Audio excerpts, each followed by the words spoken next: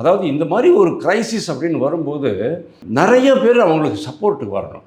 இந்த ஆட்சிக்கோ இல்லைன்னா கட்சிக்கோ, கட்சி தலைமைக்கோ எவ்வளவோ சப்போர்ட்ஸ் வரணும். ஆனால் எந்த சப்போர்ட் சிஸ்டமும் வந்த மாதிரி தெரியல. எவனுமே அழலை. நான் தான் பார்க்குறேன். மூத்த தலைவர்கள் யாருமே இன்டர்ஃபியர் பண்ணல. கேஎன் நேரு கூலாக உட்காந்துருக்கிறாரு. என்ன பண்ணிக்கிட்டோம் அப்படின்ட்டு. ஏன்னா அவருக்கு இதுக்கு சம்மந்தம் கிடையாது. நீங்கள் பாட்டுக்கு லூட்டி அடிச்சுக்கிட்டே இருக்கிறீங்க.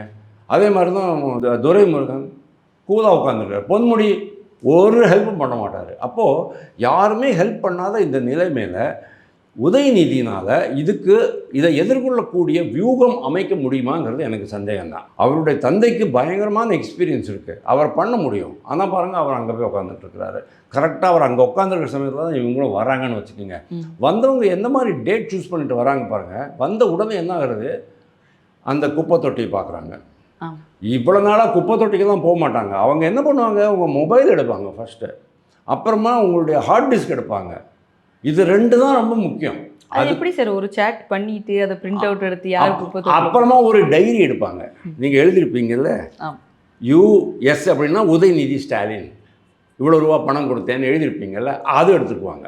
ரெட் டைரி இருக்குன்னா ப்ளூ டைரி ஏதாச்சும் இருக்கும் எடுத்துக்குவாங்க. வெளியில் போயிட்டு பிடிக்கிறாங்க. இது எப்படி அவங்களுக்கு மூளை போச்சு அப்படிங்கிறது எனக்கு தெரியல. நார்மலி என்ன, இந்த இடி அப்படிங்கிறது வந்து இந்த பழைய குப்பையெல்லாம் கிளறி கம்பேர் பண்ணி பார்த்து லிங்க் போட்டு அவங்களுக்கு ஆப்பு வைக்கணும். ஆனால் இந்த ட்ரிப்பு உண்மையிலேயே குப்பையை கிளறிட்டாங்க.